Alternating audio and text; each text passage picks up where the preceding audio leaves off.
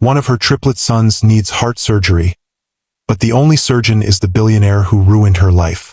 I need you to save our son's life, but that doesn't mean I forgive you for destroying our family.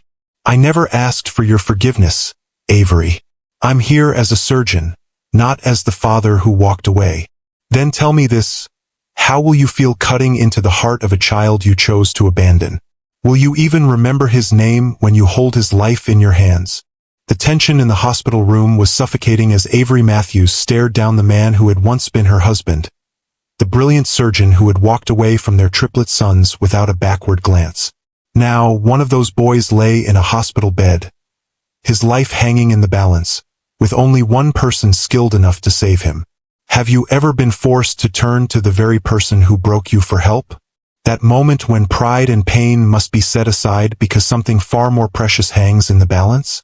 If you've ever had to swallow your dignity to protect someone you love, hit that like button.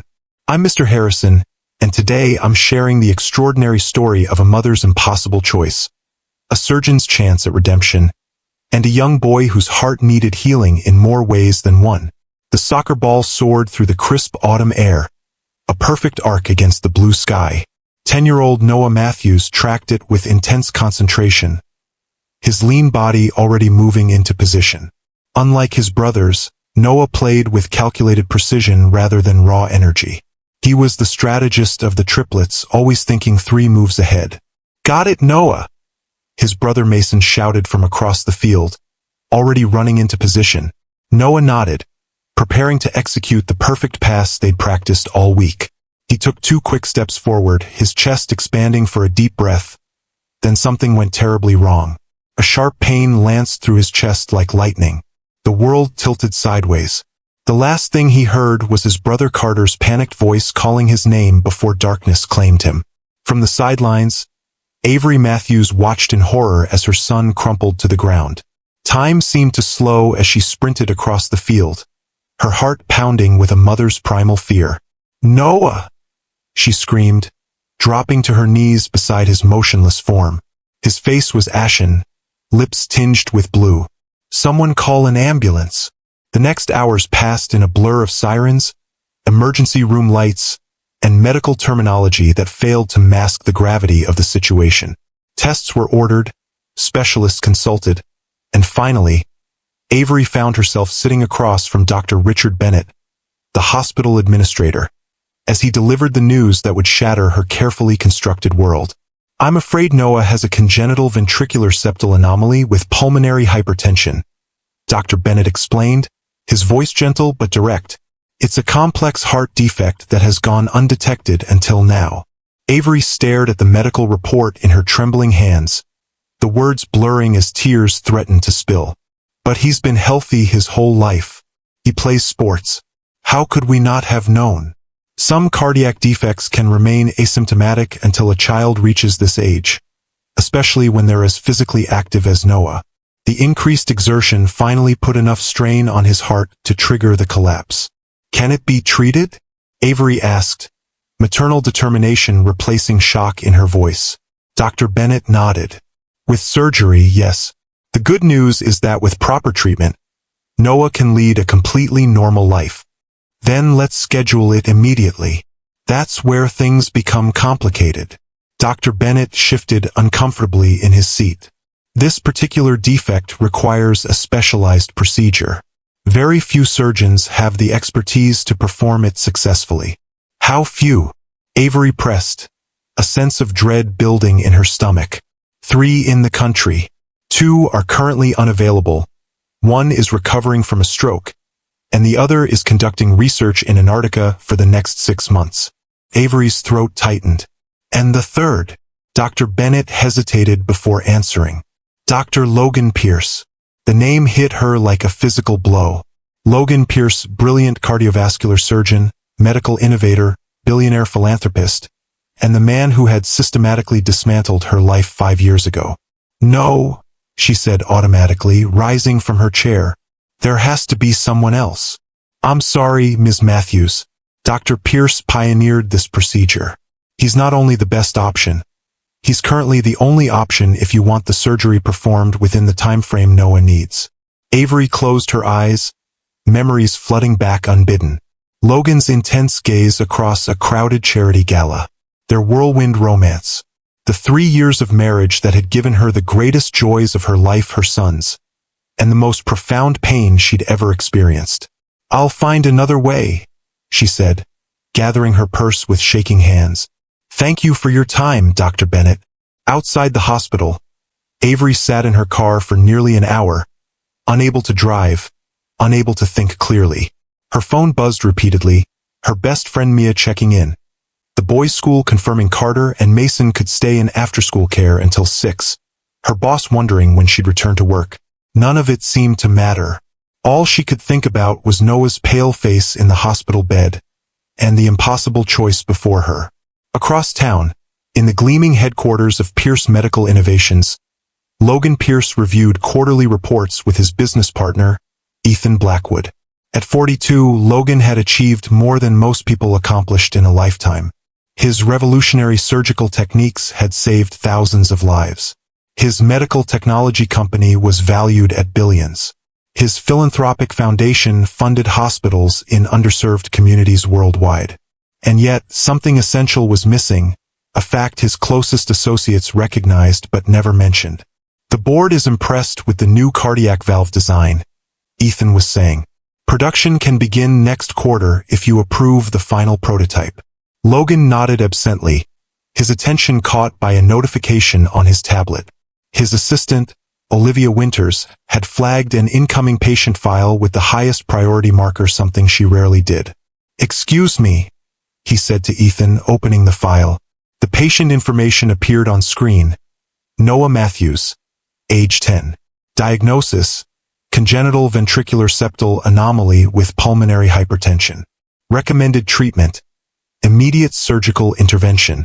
Logan froze, his practiced professional detachment crumbling as he registered the patient's full name. Noah Alexander Matthews. Mother: Avery Elizabeth Matthews. "Logan." Ethan's voice seemed to come from far away.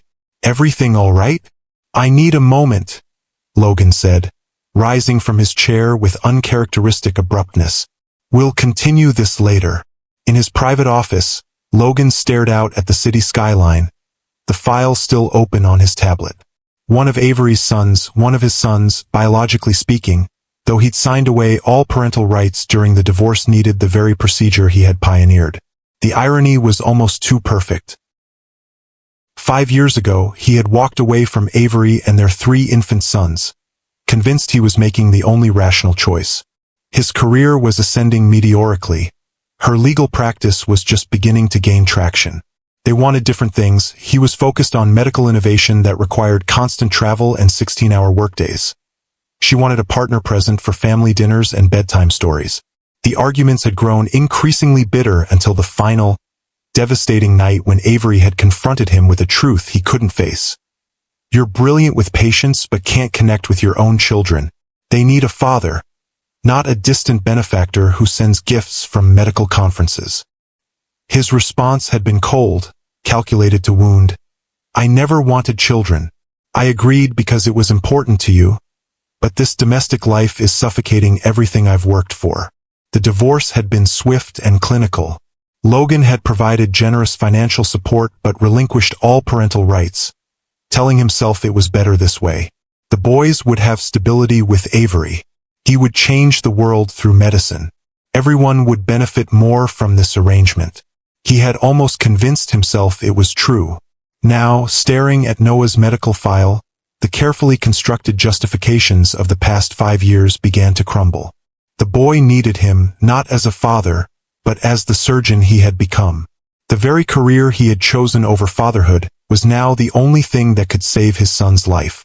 Logan pressed the intercom. "Olivia, clear my schedule for the rest of the day, and find out which hospital Noah Matthews has been admitted to." Avery arrived home to find Mia Lawson waiting on her porch, 2 cups of coffee in hand. One look at Avery's face told Mia everything she needed to know. "That bad?" Mia asked, handing over a cup. "Worse," Avery replied, unlocking the door. Inside, she collapsed onto the sofa, the weight of the day finally overwhelming her. "Noah needs heart surgery. Specialized surgery that only one person can perform right now. Mia sat beside her, concern etched on her face. Who? Logan. The single word hung in the air between them.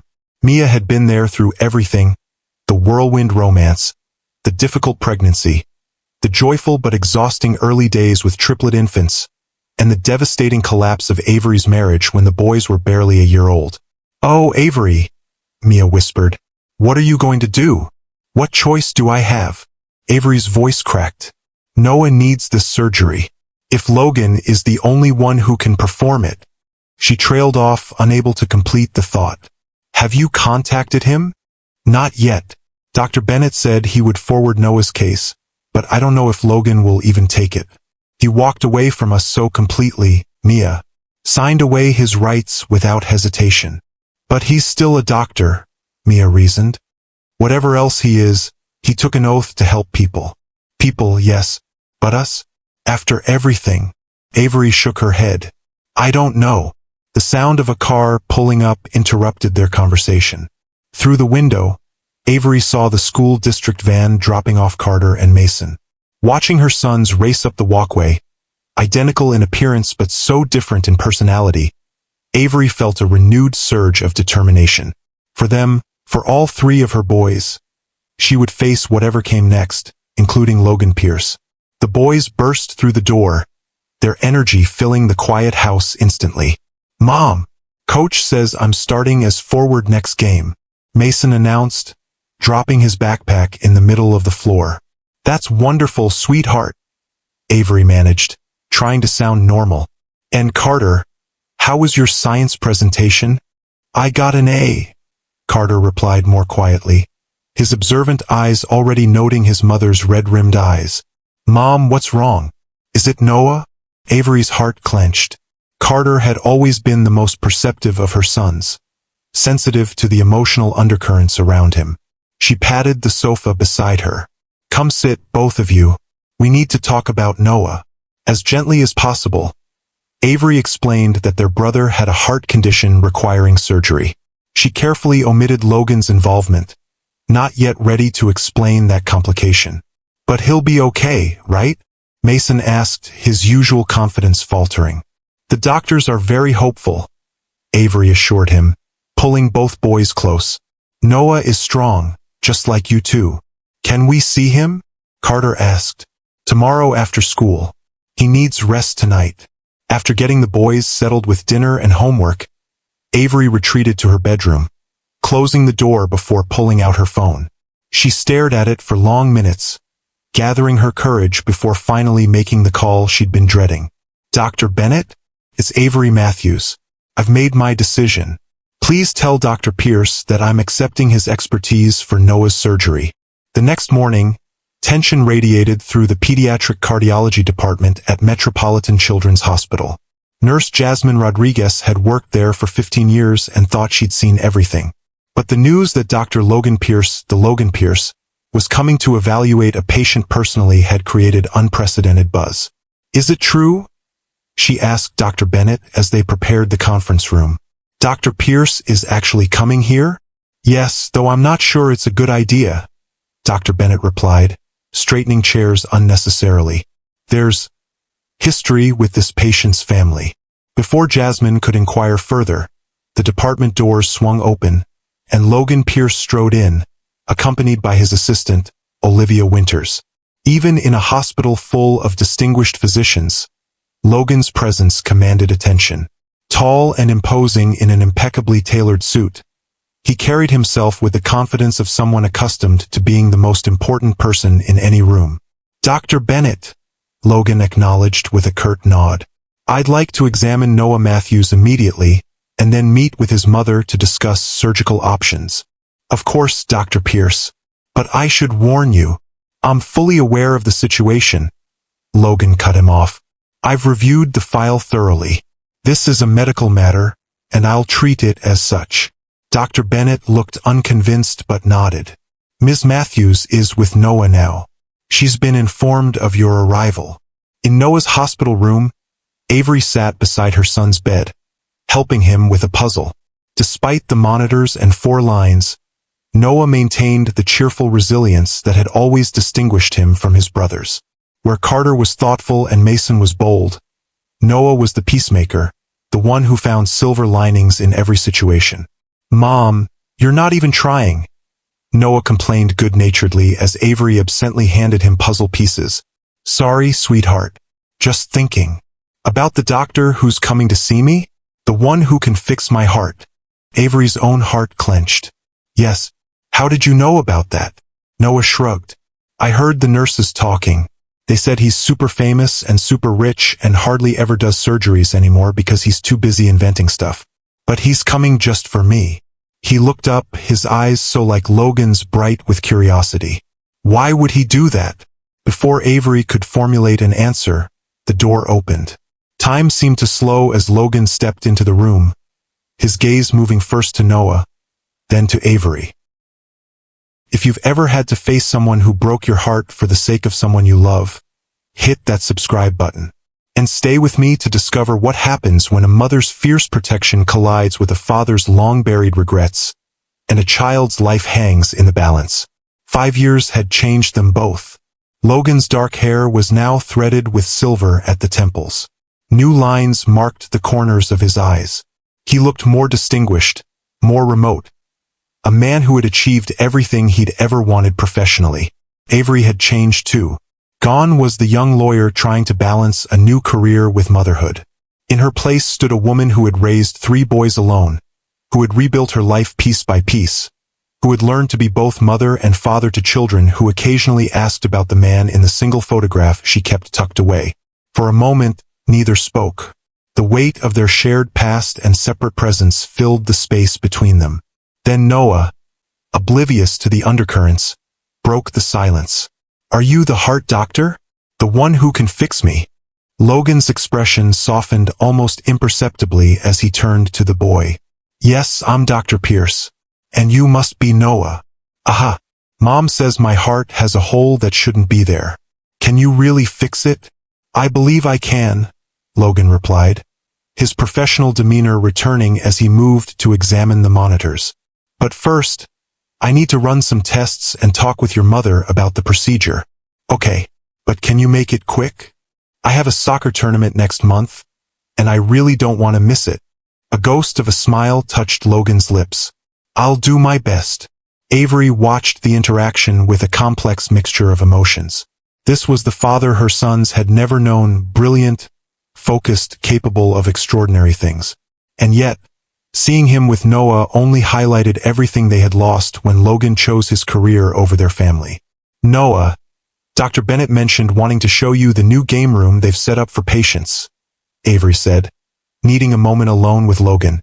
"Why don't you see if Nurse Rodriguez can take you there while Dr. Pierce and I talk?" Once Noah had left with the nurse, the pretense of professional detachment evaporated. Avery faced Logan directly, her voice low but steady. "I never thought I'd see you again. Certainly not like this."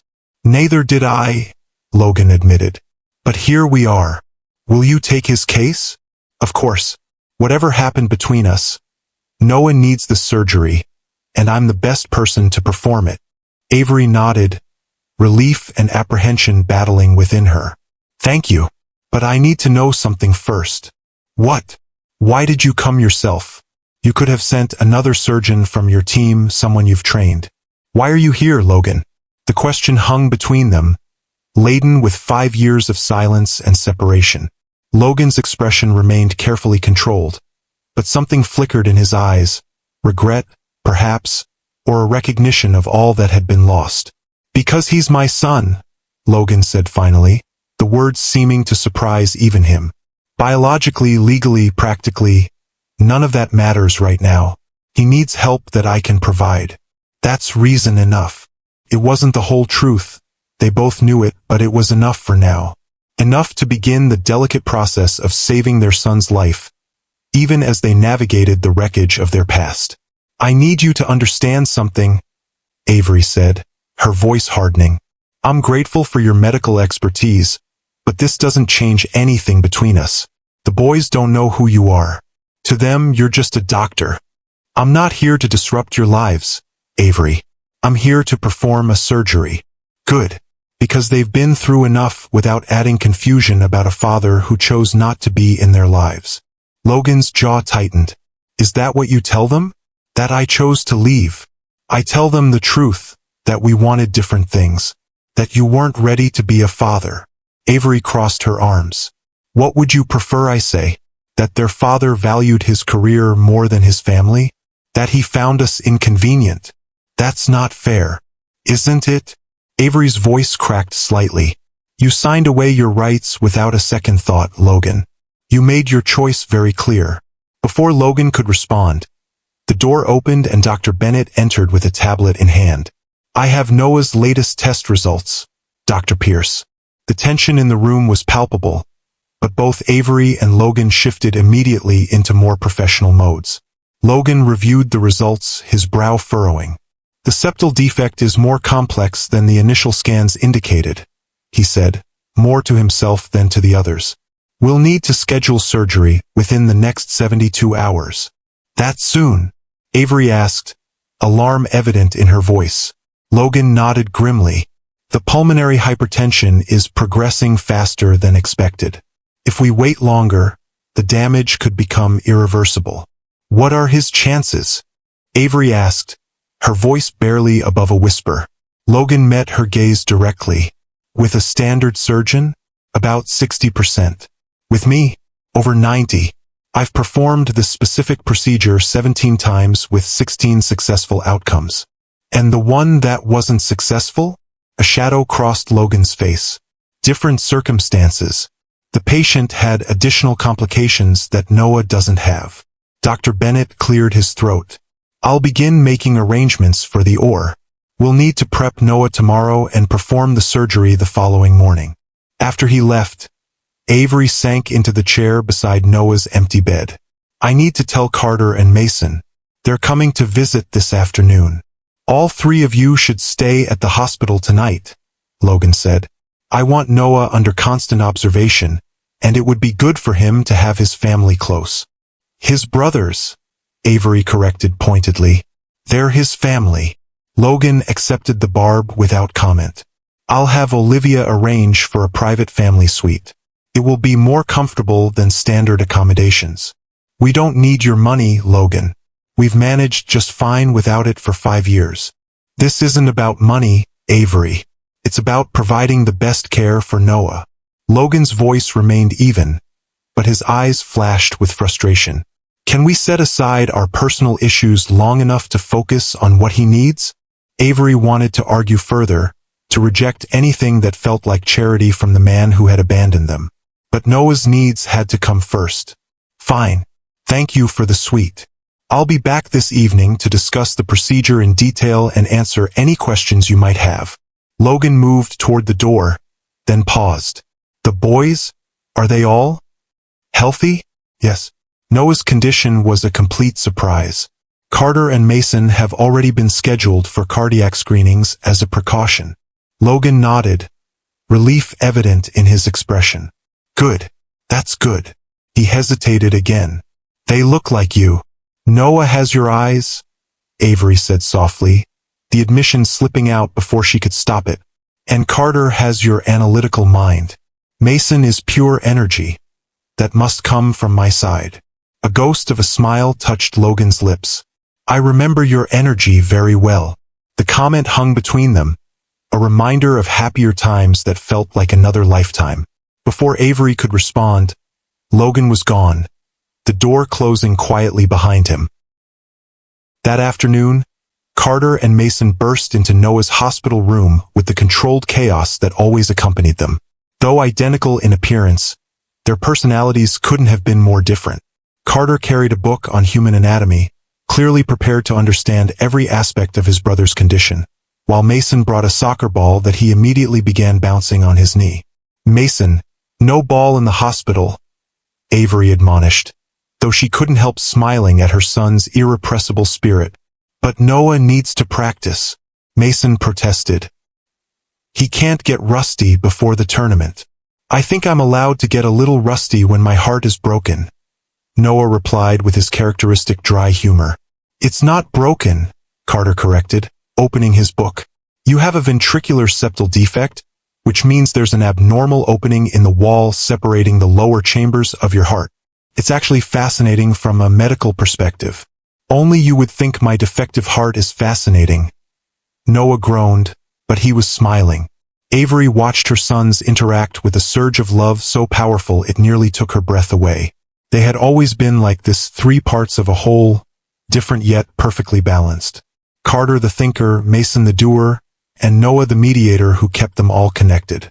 "Boys," she said, sitting on the edge of Noah's bed. "There's something I need to tell you about Noah's surgery." Three identical faces turned toward her, and for a moment, Avery faltered. How much should she reveal? How could she explain Logan's presence without opening wounds that had never fully healed? "The doctor who's going to fix Noah's heart is very special," she began carefully. "He's one of the best in the world at this particular surgery." "Is that why all the nurses are acting weird?" Mason asked.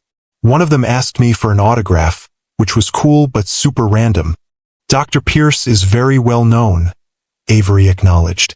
"And there's something else you should know." She took a deep breath.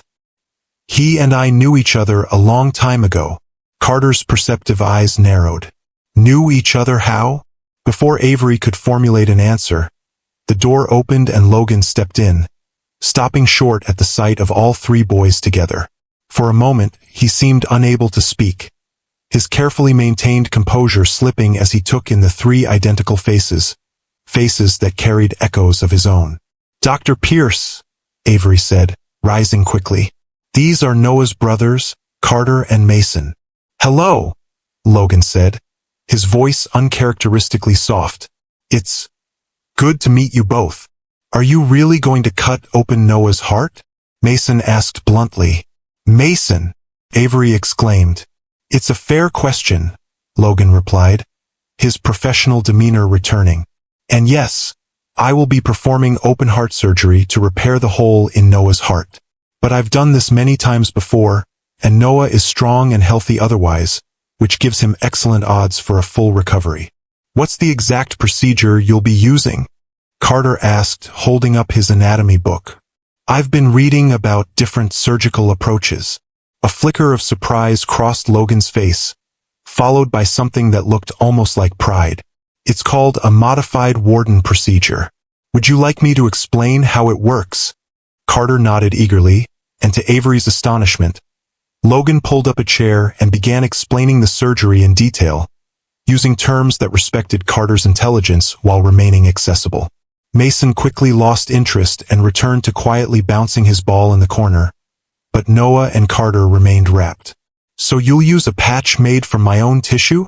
Noah asked. "Exactly. That reduces the risk of rejection and allows for better integration as you grow."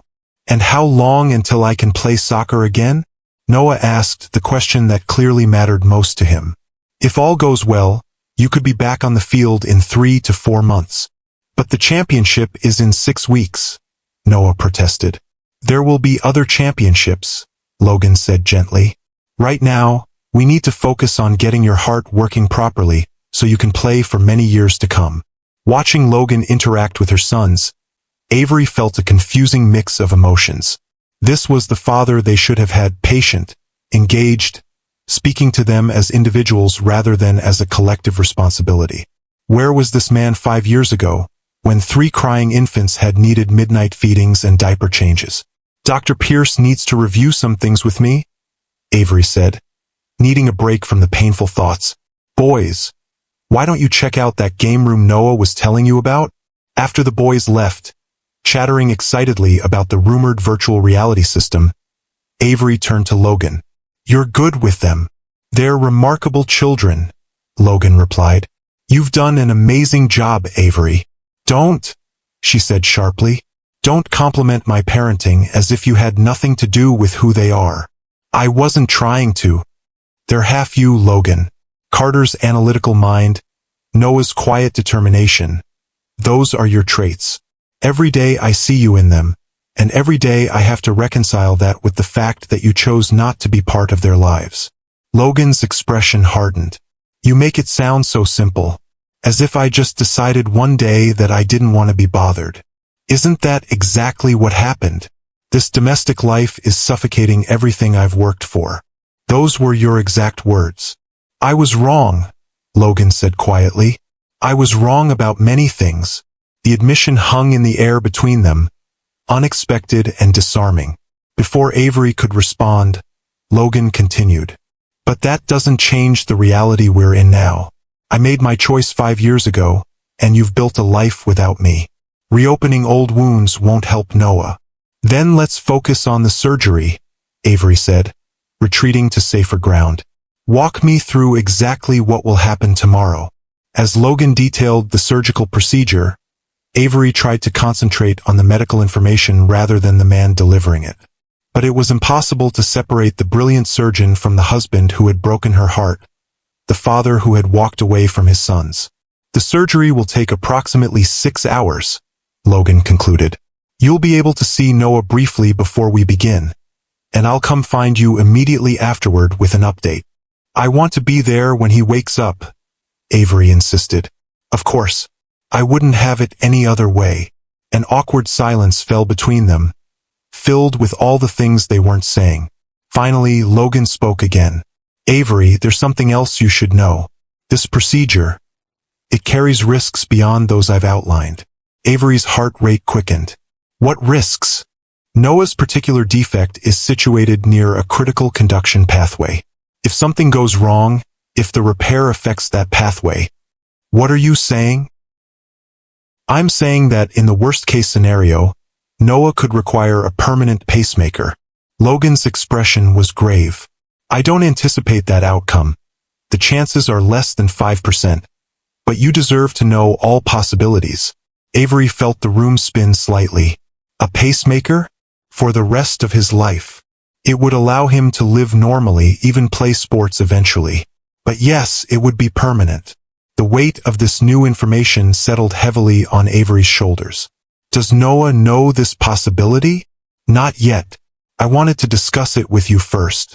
Thank you for that, at least. Avery took a deep breath, steadying herself. We should tell him together. He deserves to understand everything before tomorrow. Logan nodded in agreement. He's a brave kid. Reminds me of you. He reminds me of you, Avery countered softly. The way you were before everything changed. Their eyes met, and for a brief moment, the years and hurt between them seemed to fade. Then Avery looked away, breaking the connection.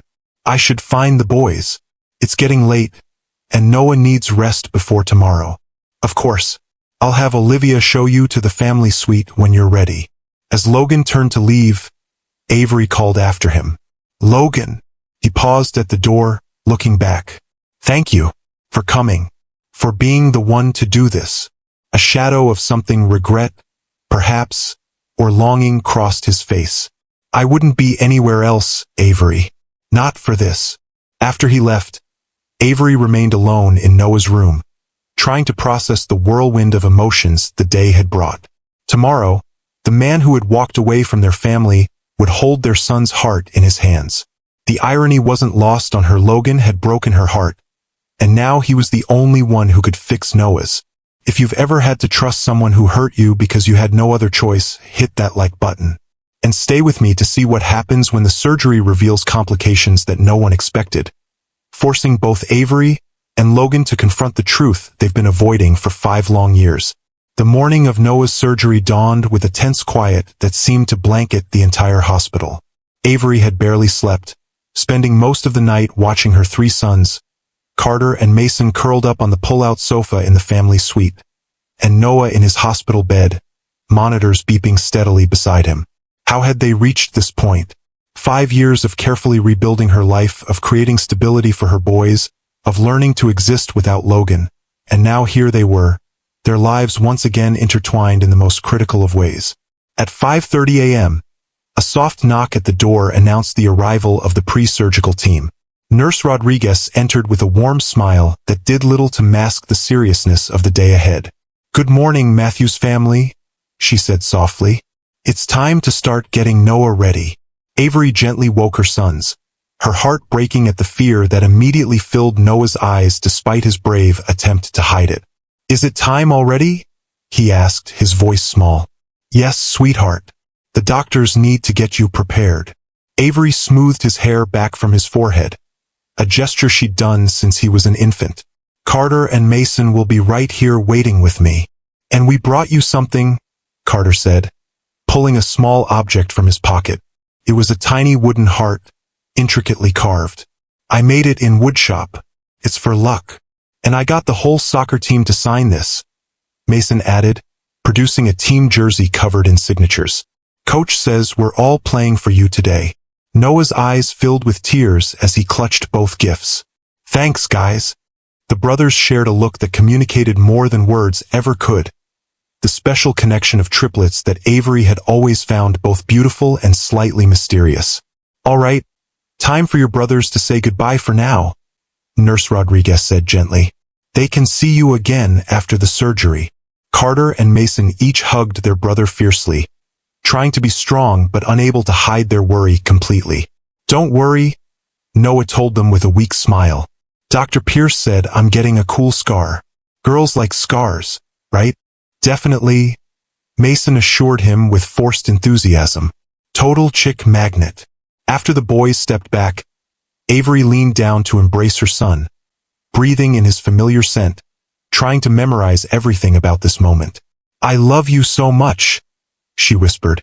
"More than all the stars in the sky." "Love you too, Mom," Noah whispered back, their special saying since he was tiny. "To infinity and beyond." As the nurses began wheeling Noah toward the surgical floor, Avery and the twins followed as far as they were allowed. At the final set of doors, they had to stop, watching as Noah was taken away, looking suddenly small and vulnerable on the hospital gurney. "Ms. Matthews."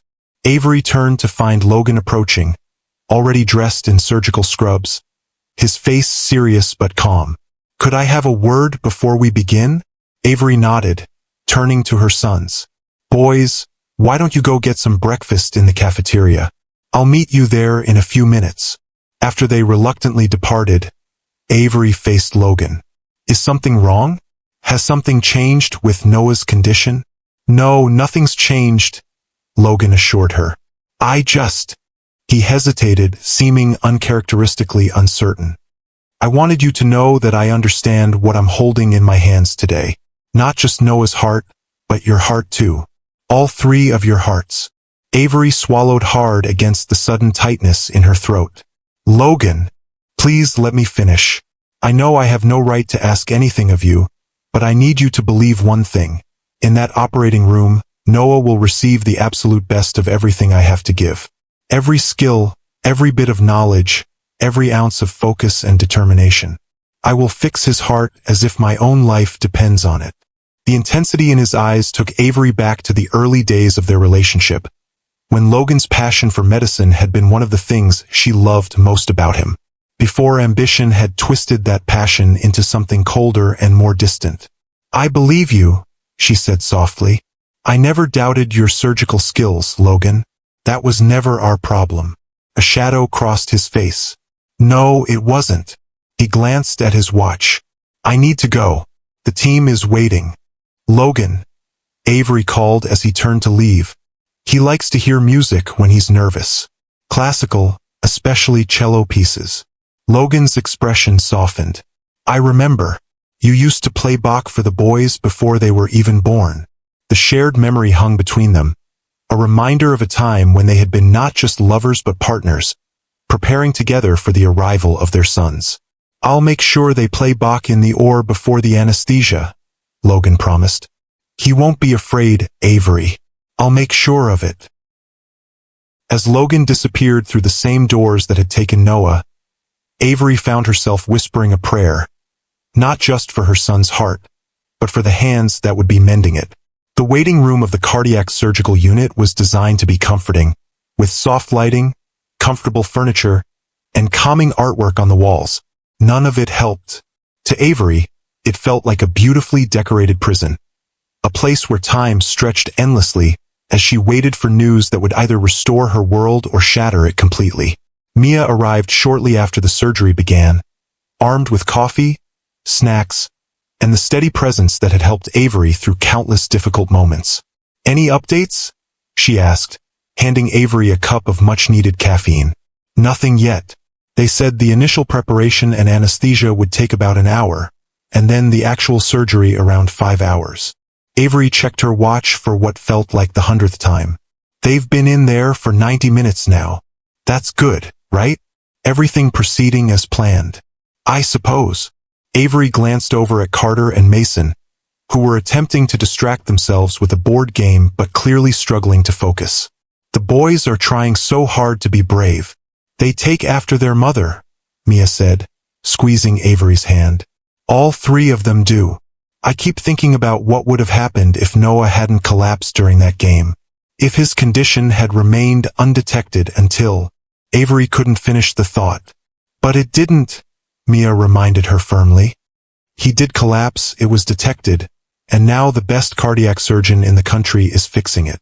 "The best surgeon who happens to be their father," Avery said quietly, ensuring the boys couldn't overhear. "Who happens to be the man who walked away from us without a backward glance. How is that for cosmic irony? Life has a strange way of bringing people back together," Mia observed. "Though I have to admit, this is more dramatic than most reunion scenarios." "This isn't a reunion," Avery insisted. "It's a medical necessity. Once Noah recovers, Logan will go back to his brilliant career and billion-dollar company, and we'll go back to our lives." Mia studied her friend's face carefully. "Is that what you want?" "What I want doesn't matter. It's what's best for the boys." "And what is best for them?" "Never knowing their father." Avery's expression hardened. They had a father who chose not to be in their lives. How is reopening that wound best for them? Before Mia could respond, the waiting room door opened and Olivia Winters, Logan's assistant, entered. Tall, elegant, and perpetually composed, she approached Avery with a professional smile. "Ms. Matthews, Dr. Pierce asked me to provide you with an update. They've successfully begun the repair procedure. Noah's vital signs are stable, and everything is proceeding as expected." Relief washed over Avery. "Thank you. When will we hear more?" "Dr. Pierce will send updates approximately every hour. I'll be personally delivering them." Olivia hesitated, then added in a softer tone. "He also wanted me to tell you that they're playing Bach's Cello Suite No. 1, and that Noah seemed to relax when he heard it before the anesthesia took effect." The thoughtfulness of this detail, that Logan had remembered and honored her suggestion, caught Avery off guard. "Thank you for letting me know." After Olivia departed, Mia raised an eyebrow. "That's his assistant? She looks like she stepped off a runway." "Olivia's been with him for years," Avery said, remembering the woman from the early days of her marriage to Logan. "She's brilliant, actually. Has degrees in both business and biomedical engineering. Logan poached her from some tech company. And you're not at all bothered by the fact that she looks like that while spending every day with your ex?" Avery gave a tired laugh. "Logan wouldn't notice if Olivia showed up to work in a ball gown or a potato sack. He only sees the work, never the person doing it. That was part of our problem." The hours crawled by, marked by Olivia's regular appearances with updates that were consistently positive but frustratingly brief. By the 4th hour, Avery was pacing the waiting room, unable to sit still any longer. "Mom, you're making me dizzy," Mason complained from where he was sprawled across 2 chairs. "Sorry, sweetheart. I just need to move."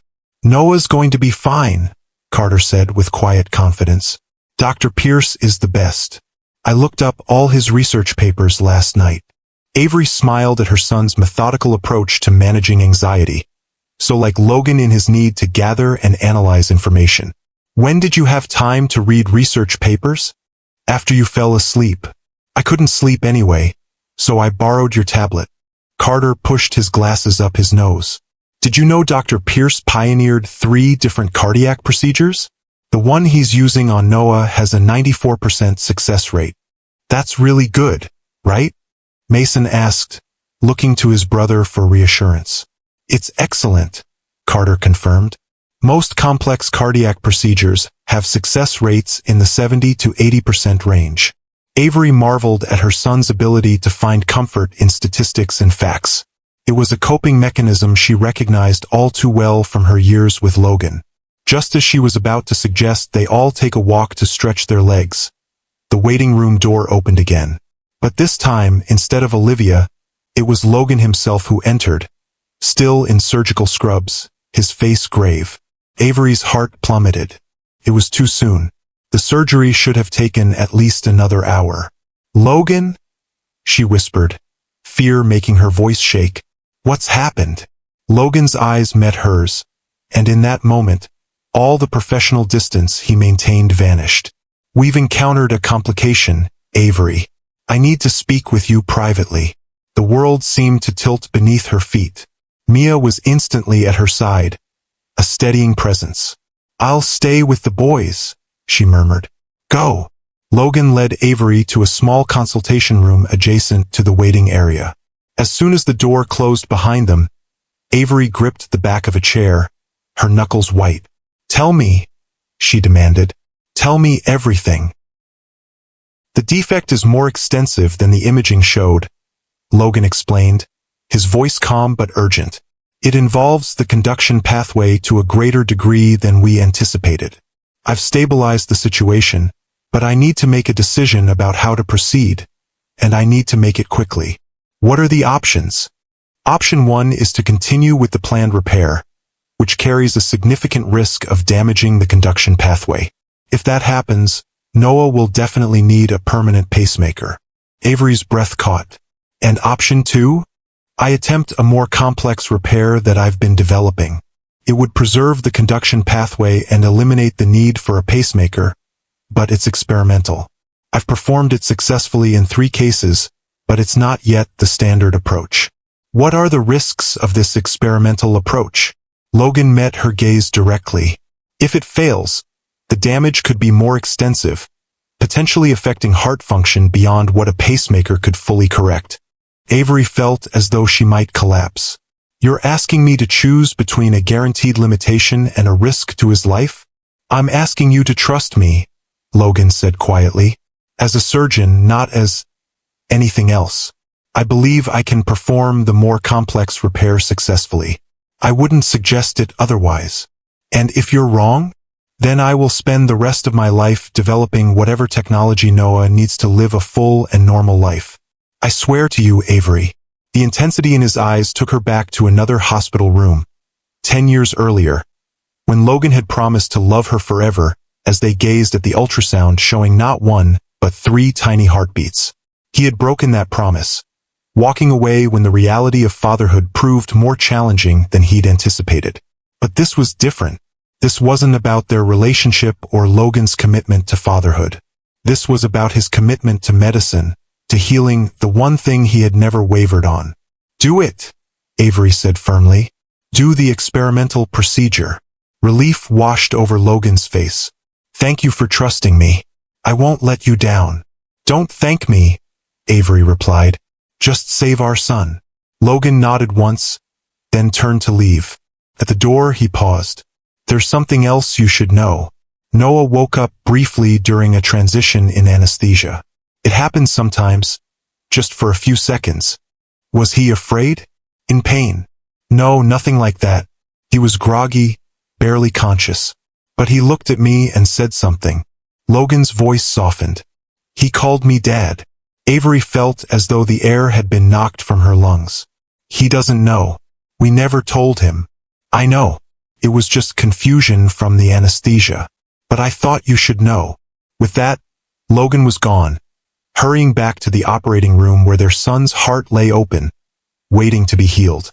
Avery remained in the consultation room for several minutes, trying to compose herself before facing Carter and Mason.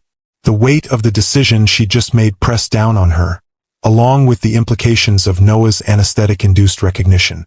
Had some part of Noah always known? Had he somehow sensed the connection to Logan, despite never being told the identity of his biological father? When she finally returned to the waiting room, Mia took one look at her face and immediately came to her side. "What happened?" she asked quietly, leading Avery away from where the boys were engrossed in a video game. Avery explained the situation in hushed tones, the complicated repair, the risks, and her decision to trust Logan's experimental approach. "You made the right choice," Mia assured her. "If anyone can pull this off, it's Logan." "That's what terrifies me," Avery admitted. "After all these years of learning to live without him, suddenly everything depends on him again." The next 3 hours were the longest of Avery's life. Each minute stretched endlessly as she imagined what was happening in the operating room, Logan's hands inside their son's chest, making repairs so delicate that a millimeter's difference could change Noah's life forever. Carter eventually fell asleep, his glasses askew on his face, while Mason continued to fidget restlessly, unable to settle. Mia maintained a steady stream of coffee and quiet support, never leaving Avery's side. Finally, just as the waiting room clock ticked past the 8-hour mark, the door opened. Logan stood there, surgical cap in hand, exhaustion evident in every line of his body. For one terrible moment, Avery couldn't read his expression. Then he smiled, a genuine, unreserved smile that transformed his face. The repair was successful. No pacemaker needed. Noah's heart is beating strongly on its own. The room erupted in celebration. Mason whooped loudly, startling Carter awake. Mia burst into tears of relief. And Avery simply stared at Logan, unable to find words for the gratitude that overwhelmed her. "Can we see him?" she finally managed to ask. "He's in recovery now. Once he's stabilized, they'll move him to the ICU. You can see him briefly then, though he'll still be heavily sedated." Logan ran a hand through his hair, a rare gesture of fatigue. "The next 24 hours are critical, but all signs are extremely positive." "Thank you," Avery whispered, the words wholly inadequate for what she felt. "Logan, thank you." Something shifted in Logan's eyes, a vulnerability she hadn't seen in years. "Don't thank me yet. Thank me when he's playing soccer again." As Logan turned to leave, Mason called out, "Dr. Pierce, will Noah really have a cool scar?" Logan paused, looking back at the boy who was his son in every biological sense, though he had forfeited the right to claim him. "The coolest. But don't worry, it will fade with time." "Bummer," Mason replied with genuine disappointment. "Scars are awesome." A tired smile touched Logan's lips. "I'll see what I can do." After Logan left, the atmosphere in the waiting room transformed from tense anxiety to exhausted relief. Carter and Mason, finally allowing themselves to feel the strain of the day, curled up together on the small sofa and promptly fell asleep, their identical faces peaceful for the first time in days. "You should rest too," Mia urged Avery. "I'll wake you when they move Noah to the ICU." "I can't sleep," Avery said, though her body ached with fatigue. "Not until I see him." "He's going to be fine, Avery. Logan did it." "Yes?" Avery whispered, staring at the door through which Logan had disappeared. "He did." 2 hours later, Nurse Rodriguez came to escort them to the pediatric ICU where Noah had been transferred.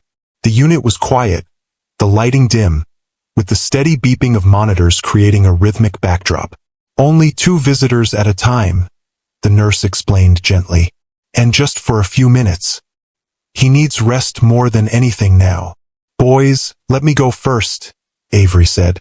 "Then you can each have a turn." Carter and Mason nodded, understanding the gravity of the situation despite their youth. Avery followed Nurse Rodriguez to Noah's bedside, her heart constricting at the sight of her son.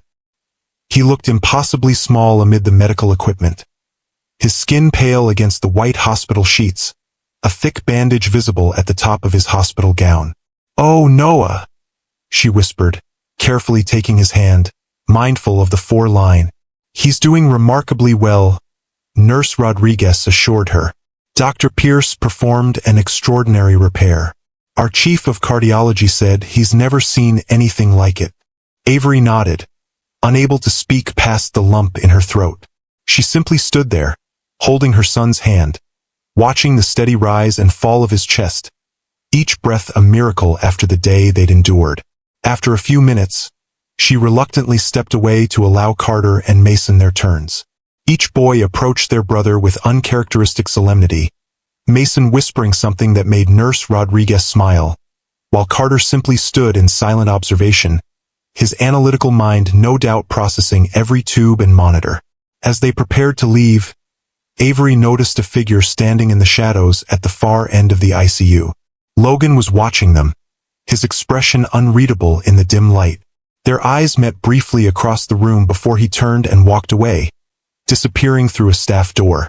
The next 3 days passed in a blur of medical updates, brief visits to the ICU, and catnaps on uncomfortable waiting room furniture. Noah's recovery progressed steadily, each day bringing small but significant improvements. By the 4th day, he was moved to a regular room, alert enough to complain about the hospital food and ask when he could go home. Avery had just settled the twins at school and was heading to the hospital for her morning visit when her phone rang with an unfamiliar number. "Ms. Matthews? This is Olivia Winters, Dr. Pierce's assistant. Is something wrong with Noah?" Avery asked immediately, her heart rate spiking. "No, nothing's wrong. In fact, his recovery continues to exceed expectations," Olivia assured her. "Dr. Pierce would like to meet with you this morning to discuss Noah's ongoing care plan. Would 10 a.m. work for you?" "Yes, that's fine. I'm on my way to the hospital now." "Excellent. Dr. Pierce will meet you in Noah's room." When Avery arrived, she found Noah sitting up in bed, engrossed in a handheld game that she didn't recognize. "Where did you get that?" she asked, setting down her bag and kissing his forehead. "Dr. Pierce brought it," Noah replied without looking up. "It's the new VR system that isn't even in stores yet. He said it's important for my recovery to keep my mind active while my body heals." Avery bit back a comment about expensive gifts.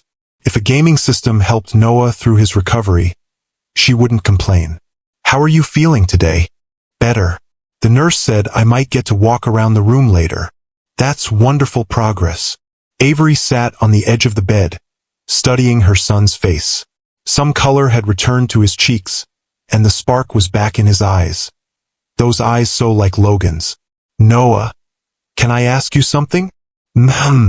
He mumbled, still focused on his game. "What do you think of Dr. Pierce?" This question finally drew Noah's attention away from the screen. "He's cool. Not like most doctors who talk to you like you're a baby. He explains stuff so I can understand it." Noah paused, considering. "And he fixed my heart when nobody else could." "That's pretty awesome." "Yes, it is," Avery agreed softly. "Mom." Noah's expression turned serious. "Can I ask you something now?" "Of course, sweetheart. Anything. Is Dr. Pierce my dad?" The question hit Avery like a physical blow. She stared at her son, momentarily speechless. Why would you ask that?" Noah shrugged, trying to appear casual though his eyes were intent. "I heard some nurses talking. They didn't know I was awake. And then I started noticing stuff like how he has the same eyes as me, and how he looks at you and Carter and Mason sometimes when he thinks no one's watching." Avery took a deep breath, her mind racing. She had always planned to tell the boys about their father when they were older, when they could better understand the complicated choices adults sometimes make. But now, faced with Noah's direct question, she couldn't bring herself to lie. "Yes," she said finally. "Dr. Pierce is your biological father. He's the father of all 3 of you." Noah absorbed this information with remarkable composure. "I thought so. That's why he came to do my surgery himself. Isn't it? Because I'm his son." "That's part of it," Avery acknowledged. "But also because he's the best at this particular surgery. He would have helped you regardless." "Why didn't he stay with us?" Noah asked, the question simple but loaded with complexity. "Didn't he want to be our dad?" Avery chose her words carefully. "It wasn't that simple, Noah. Your father, Dr. Pierce, he's a brilliant doctor who saves many lives. When you boys were born, he had to make a choice between focusing on his work or focusing on being a father. He felt he could do more good in the world as a doctor. So he picked saving strangers over being with us?" The hurt in Noah's voice broke Avery's heart. "People make mistakes, Noah. Even brilliant people like Dr. Pierce. I think he believed he was making the right choice at the time. Do Carter and Mason know? No, not yet. I was planning to tell all of you when you were older. Noah was quiet for a moment, processing. Are you going to tell them now? I think I should. Would you like to be there when I do? Noah nodded, then asked the question Avery had been dreading. Will we see him after I get better? Like, as our dad, not just my doctor. Before Avery could formulate an answer, a knock at the door announced Logan's arrival. He entered the room with a tablet in hand, his professional demeanor firmly in place, until he registered the serious expressions on both their faces. Is everything all right? He asked, looking between them. Noah answered before Avery could. Mom just told me you're my dad. My real dad. Logan froze, his carefully maintained composure slipping. His eyes met Avery's, a silent question in them. Noah figured it out, she explained quietly. He heard the nurses talking. Logan set down his tablet and moved to the chair beside Noah's bed. His movements deliberate, as if giving himself time to think. When he finally spoke, his voice was gentle but direct. Yes, Noah, I am your biological father, and Carter and Mason's as well. But you didn't want to be our dad, Noah said. Not as an accusation but as a statement of fact he was trying to understand. Logan flinched slightly. It wasn't about not wanting you. It was about fear. You were afraid of us? Noah asked, confusion evident in his voice. But we were just babies. Not of you, Logan clarified. Of failing you. Of not being the father you deserved. He glanced at Avery, then back to Noah. I made a terrible mistake, one I've regretted every day since. But that doesn't change the fact that your mother has given you an amazing life. One that might have been very different if I had stayed. But you could have been part of it, Noah pointed out with a child's straightforward logic. You could have visited or called or something. Logan had no answer for this, the simple truth cutting through all his sophisticated justifications. You're right, he finally said. I could have. I should have. The admission hung in the air between them, weighty with implications. Avery watched her son process this information, marveling at his emotional maturity. Well, Noah said after a long moment, at least you came when I really needed you. That counts for something. Right, Mom? Avery's throat tightened with emotion. Yes, sweetheart. It counts for a lot. Logan cleared his throat, visibly moved by Noah's capacity for forgiveness. I came today to discuss your recovery plan, but perhaps we should talk about this instead. It's more important. Can we do both? Noah asked pragmatically. Because I really want to know when I can play soccer again. A smile touched Logan's lips. We can definitely do both. For the next hour, they navigated an extraordinary conversation, weaving between medical details of Noah's recovery and the more complex territory of their family history. Logan answered Noah's questions with honesty and respect, never sugarcoating his mistakes, but also helping Noah understand the fear that had driven his choices. I thought I had to choose between being a great doctor and being a father, Logan explained. I convinced myself that by focusing entirely on medicine, I could help more people, do more good in the world. But you could have done both, Noah pointed out. Yes, Logan agreed. Many people do. I was wrong to think it had to be one or the other. That's a regret I'll carry forever. As their conversation wound down, Noah's eyelids began to droop, the emotional and physical exertion taking its toll. You need rest, Avery said, adjusting his pillows. We can talk more later. Will you be here when I wake up? Noah asked, his question directed at Logan. If you want me to be, Logan replied carefully, looking to Avery for guidance. I'd like that, Noah murmured, already half asleep, and maybe you could meet Carter and Mason properly. Not as their doctor, but as, I'd like that very much, Logan said softly. If your mother agrees. After Noah drifted off, Avery and Logan stepped into the hallway, both emotionally drained from the unexpected turn of events. I'm sorry, Logan said immediately. I never intended for him to find out this way. It's not your fault, Avery sighed. Kids in hospitals hear everything. I should have been prepared for this possibility. What do you want to do about Carter and Mason? I need to tell them, obviously. Tonight, when they visit. Avery ran a hand through her hair, a gesture of fatigue Logan remembered well from their marriage. I just don't know what happens after that. They'll have questions, expectations. I'll answer any questions they have, Logan promised. As for expectations, that's up to you, Avery. I won't push my way into your lives if you don't want me there. Avery studied the man before her, the father of her children, the brilliant surgeon who had saved their son, the husband who had broken her heart. 5 years had changed them both, perhaps in ways neither fully understood yet. Noah wants you in his life, she said finally, and I won't stand in the way of that. But this has to be on terms that put the boys first. No grand gestures that you can't sustain. No promises you can't keep. I understand, Logan said solemnly. I won't disappoint them again. Or you. That evening, in Noah's hospital room, Avery gathered all 3 of her sons for a conversation that would change their family forever. Carter and Mason listened with wide eyes as she explained that Dr. Pierce was their biological father, that he had been part of their lives when they were infants, and that circumstances had led to his absence since then. So he's really our dad? Mason asked, bouncing slightly on his chair with characteristic energy. Like, the same dad for all 3 of us? Yes, Avery confirmed. You're triplets, identical triplets. You have the same biological mother and father. That's why he looks like us, Carter observed thoughtfully. I noticed the similarity in facial structure and eye color, but I thought it was coincidental. Is he going to live with us now? Mason asked, jumping ahead as usual. No, sweetheart. Dr. Pierce, your father, has his own life and work, but he would like to get to know you all better, if that's something you want.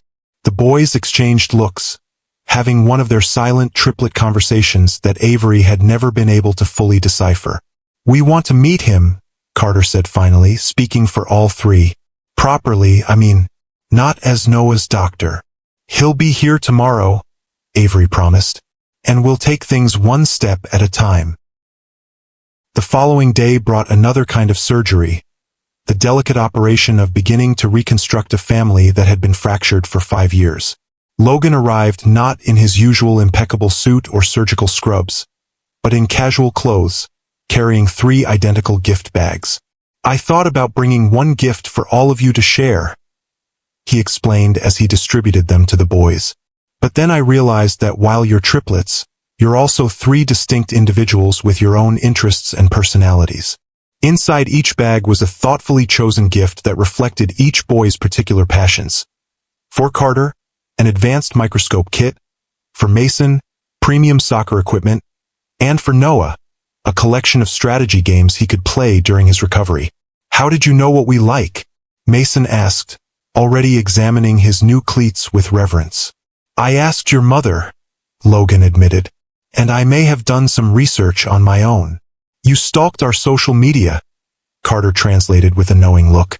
Logan laughed, a genuine, unguarded sound that Avery hadn't heard in years. Guilty as charged. Your mother's Instagram has been very educational.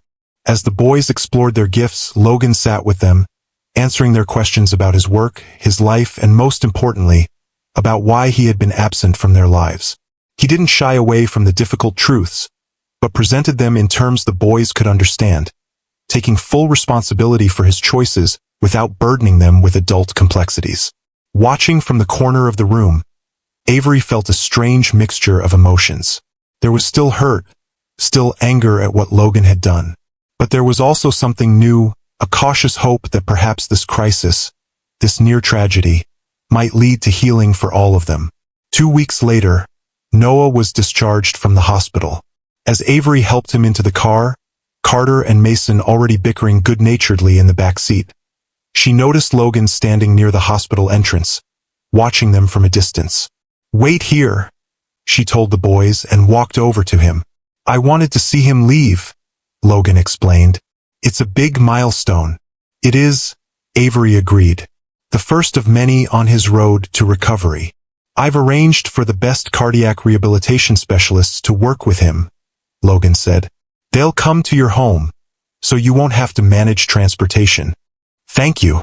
Avery hesitated, then added, the boys were wondering if you might come for dinner this weekend. Nothing fancy, just a chance to talk more. Something like hope flickered in Logan's eyes. I'd like that very much. This doesn't fix everything, Avery cautioned. There's still a lot of hurt, a lot of trust to rebuild. I know, Logan acknowledged, but it's a start, and I'm grateful for that much. As Avery turned to go, Logan called after her softly. Avery, thank you for giving me a chance I don't deserve. It's not about what you deserve, she replied. It's about what the boys deserve. They deserve to know their father, the real man, not just the absence they've lived with. And what about you? Logan asked quietly. What do you deserve? Avery considered the question, one she hadn't allowed herself to contemplate in years of focusing solely on her son's needs. Peace, she said finally, and maybe, eventually, forgiveness, both giving it and receiving it. As she walked back to the car where her 3 sons waited, Avery felt something shift inside her. Not a dramatic transformation, but a small opening, a crack in the wall she had built around her heart 5 years ago.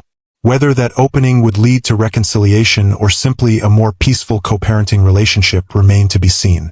For now, it was enough that her son was alive, that her family was healing, and that the future held possibilities she hadn't dared to imagine just weeks ago. 6 months later, Noah stood on the soccer field, his heart beating strong and steady beneath the faded surgical scar on his chest. The rehabilitation had been grueling at times, but he had approached it with the same quiet determination that characterized everything he did. Now, cleared for full athletic participation, he was finally rejoining his brothers on the field. From the sidelines, Avery watched with a mixture of pride and lingering anxiety as Noah took his position. Beside her stood Logan, who had become a regular presence in the boys' lives over the intervening months. Their arrangement had evolved naturally: Sunday dinners at Avery's house, occasional outings with the boys, and Logan's steady involvement in Noah's recovery process. He looks good out there, Logan observed, his eyes never leaving Noah. Strong. The cardiologist said his heart function is actually better than before the surgery, Avery replied. Your repair didn't just fix the defect, it optimized the entire structure. That was the goal, Logan said simply, though Avery could hear the pride in his voice. Though I have to admit, watching him run onto that field is more satisfying than any surgical success I've ever had. The whistle blew and the game began. Mason immediately took control of the ball, his aggressive style a stark contrast to Noah's more strategic approach and Carter's methodical defense. Together, the triplets formed a formidable team unit, their innate connection allowing them to anticipate each other's moves with uncanny precision. They're extraordinary together, Logan murmured, like different aspects of the same consciousness. They always have been, Avery agreed. Even as infants, they seemed to communicate without words. When Noah scored the first goal of the game, executing a perfect play that Mason and Carter had helped set up, the sidelines erupted in cheers. The boy's face lit up with joy as his brothers tackled him in celebration. All 3 of them a tangle of identical grins and triumphant shouts. Logan's hand found Avery's in that moment, squeezing gently in shared pride and emotion. She didn't pull away immediately, allowing the connection to linger as they watched their sons, truly their sons together, for the first time in 5 years. Later that evening, after the boys had gone to bed, exhausted but happy from the day's victory, Avery and Logan sat on her porch swing, the autumn air crisp around them. These quiet conversations had become part of their new routine, a chance to discuss the boys' needs and progress without little ears listening. Carter's science teacher called today, Avery said, wrapping her hands around a mug of tea. She thinks he should be tested for the gifted program. Apparently, his understanding of cardiac anatomy is unprecedented for his age group. Logan smiled. I may have given him a few advanced textbooks. I know. I found them under his bed along with a notebook full of questions he's too shy to ask you directly. Questions about medicine? Some, Avery admitted. Others about you. Your childhood, your family, what you were like when you were his age. Logan's expression sobered. What should I tell him? The truth, Avery said simply. That's all any of them want from you. Not perfection, just honesty. They sat in comfortable silence for a while, the swing moving gently beneath them. So much had changed in the 6 months since Noah's surgery. Logan had restructured his entire life, delegating more responsibility at Pierce Medical Innovations to make time for his sons. He had moved from his downtown penthouse to a house just 10 minutes from Avery's, ensuring he could be present for school events, soccer games, and medical appointments. Most surprisingly, he had returned to regular surgical practice, reducing his administrative role to focus on what he loved most, the delicate, life-saving work that had drawn him to medicine in the first place. I've been thinking, Logan said finally, breaking the silence, about what Noah asked last week. Avery nodded, knowing exactly which question he meant. During Sunday dinner, Noah had innocently asked why they couldn't all live in one house, since Logan was there so often anyway. What are your thoughts? She asked carefully. That it's not my decision to make, Logan replied. We found a balance that seems to be working. The boys are adjusting well to having me in their lives. I don't want to push for more than you're comfortable with. Avery studied his profile in the dim porch light. The arrogant surgeon who had walked away from his family was gone, replaced by a man who had learned humility through loss and redemption through second chances. I'm not ready for that, she said honestly. Maybe I never will be. What you did, it left scars, Logan, deeper than Noah's. I know, he acknowledged quietly, and I'll spend the rest of my life trying to make amends for that, whether or not we ever reconcile romantically. But, Avery continued, I am ready to acknowledge that you've changed, that the man sitting beside me now is not the same man who walked away 5 years ago. Logan turned to face her, hope and caution warring in his expression. What are you saying, Avery? I'm saying that I forgive you, she said, the words both difficult and freeing. Not for you but for me, for our sons. Carrying that anger and hurt, it was like a weight on my heart, a defect of my own that needed repair. Logan's eyes glistened in the dim light. Thank you, he whispered. I don't deserve your forgiveness, but I'm grateful for it nonetheless. As for the future, Avery continued, I don't know what it holds for us, but I'm open to finding out, one day at a time. It wasn't a declaration of love or a promise of reconciliation. It was something more tentative but perhaps more valuable. An acknowledgement that healing was possible, that broken hearts, like Noah's, could be mended with skill, care, and time. 1 year to the day after Noah's surgery, the Matthews family gathered in Logan's backyard for a celebration. The occasion was officially Noah's heart birthday, marking his successful recovery, but it had become something more, a celebration of their journey as a family, in all its complicated, imperfect glory. Carter was deep in conversation with one of Logan's research colleagues, his natural scientific curiosity finding a perfect outlet in the medical world his father inhabited. Mason was organizing an impromptu soccer match with neighborhood kids, his leadership skills blossoming under Logan's encouragement. And Noah, the quiet center of their family storm, was helping Avery arrange food on the picnic tables, his health fully restored, his heart strong. Penny for your thoughts, Logan said, joining Avery as she watched their sons. Just thinking about how much has changed in a year, she replied. How close we came to losing Noah, and how that almost tragedy ended up healing so much else. Sometimes the heart has to break before it can be properly mended, Logan observed, his surgeon's metaphor carrying deeper meaning. Very poetic for a man of science, Avery teased gently. I've learned a lot this year, Logan admitted, about what really matters, about the difference between success and fulfillment. Their conversation was interrupted by Noah calling everyone to the tables for lunch.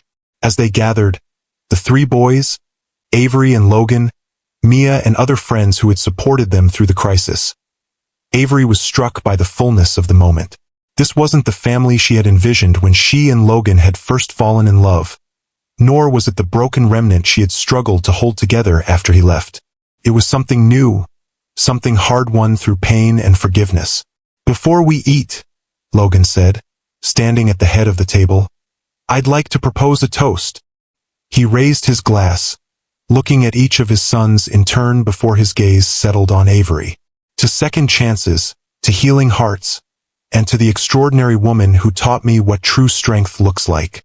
And to Dr. Pierce," Noah added with his characteristic directness, "for fixing my heart so I could play soccer again." Laughter rippled around the table, breaking the emotional tension of the moment.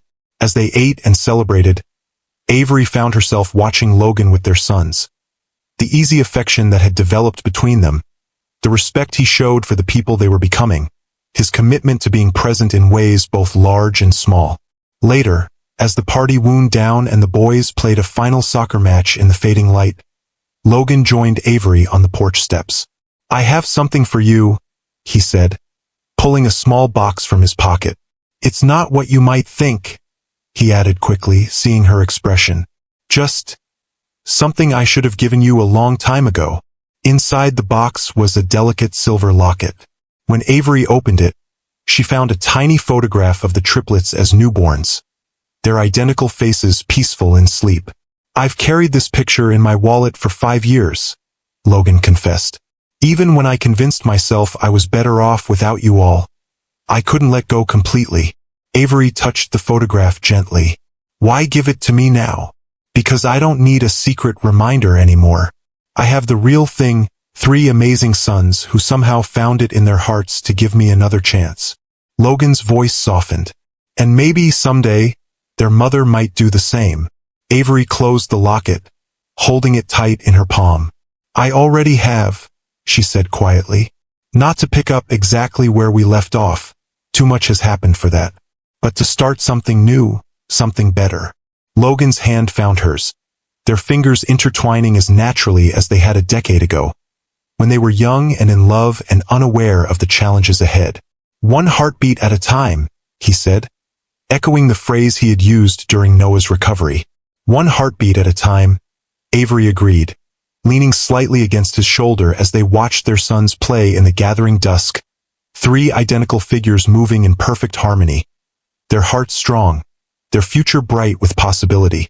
If the story touched your heart, please hit that like button and subscribe to Timeless Love Tales with Mr. Harrison. In the comments, I'd love to hear your thoughts on forgiveness and second chances. Can people truly change? Is there any mistake too great to be forgiven when a child's well-being hangs in the balance? Remember, sometimes the most beautiful healing happens in the places where we've been most deeply wounded. And sometimes, the heart that needs the most delicate repair isn't the one beating in our chest, but the one we've closed off to protect ourselves from pain.